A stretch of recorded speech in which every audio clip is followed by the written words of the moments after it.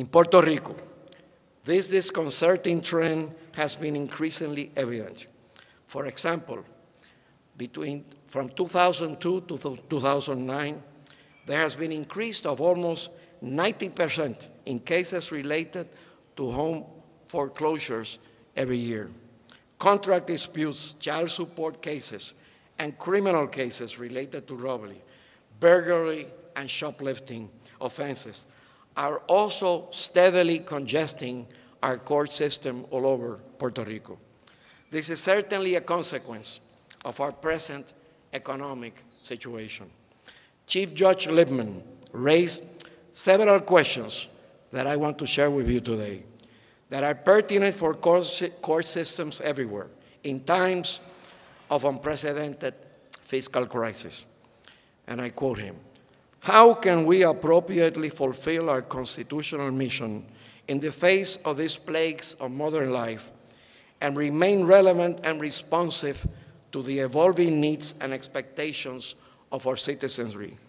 How do we embrace innovation and re-engineer the way courts do our business in a cost-effective, accessible, and efficient manner that promotes institutional accountability and respect for the rule of law?"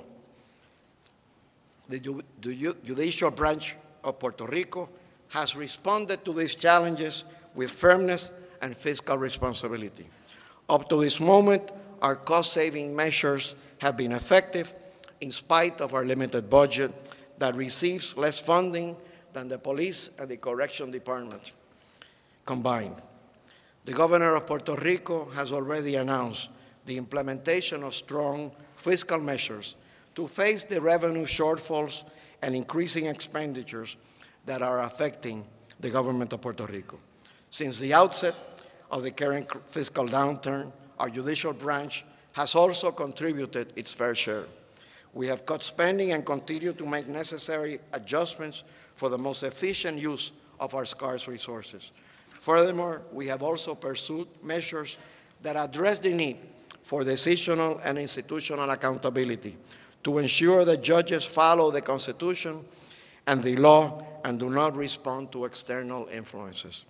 Nevertheless, since the judiciary has historically worked with a limited budget and low salaries for judges and court personnel, any further reduction of our resources will definitely result in a rationing of justice. Moreover, the strength and institutional independence of our courts are also rooted in the administrative and budgetary autonomy of the judicial branch. In 2002, the legislature of Puerto Rico approved a statute that implemented an automatic funding formula for the judicial branch, allowing us to undertake austerity measures without compromising the ability of our courts to provide effective justice. This measure has proven to be an effective safeguard against the possibility of improper economic pressure on the judicial system. The funding formula that we have also guarantees the institutional independence of the courts and enable us to pursue precisely those goals with flexibility and transparency. We have committed to the pursuit of court reform by implementing various programs that facilitate case management and improve the working environment of trial lawyers in our court. As an important component of this transformation process, our branch is currently incorporating the use of latest technology into various aspects of our administrative and judicial proceedings, such as e-filing and digital registry of all members of our bar. We are also working on the enactment, and in fact, yesterday I presented to the governor and to the legislature a new rules of evidence. And we are also working for a total revamping of our civil procedure and criminal procedure that will promote greater access to justice and enhance the relationship between the legal profession and our courts. The modernization of our court system cannot be seen as an end in itself, but as a stepping stone for maximizing the speedy and efficient delivery of justice. During these perilous times, our common goal is to conduct our business in a cost-effective an accessible manner that promotes institutional accountability and fairness, as well as respect for our independence and the rule of law. I commend the American College of Trial Lawyers for its vigorous defense of judicial independence.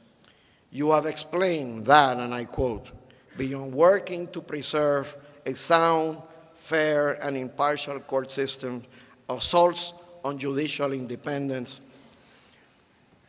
must be addressed, both by lawyers as individuals and by professional organizations they have created. And they must be addressed in a way that will both educate the public and meet the threat." I invite all of you to continue supporting and defending the role of our courts in our democracy. We need your support, particularly during these troubling times of financial crisis. If we want to preserve the system of justice that, as you well know, has guaranteed and upheld the rule of law in our respective jurisdictions with independence and transparency, organizations such as the American College of Trial Lawyers must play a fundamental role. Welcome again to Puerto Rico. Bienvenidos todos a Puerto Rico. You are staying in a spectacular part of our island with many great restaurants and beaches nearby and close to El Yunque National Forest. We invite you to take advantage of your surroundings and hope that you enjoy your stay. Thank you very much.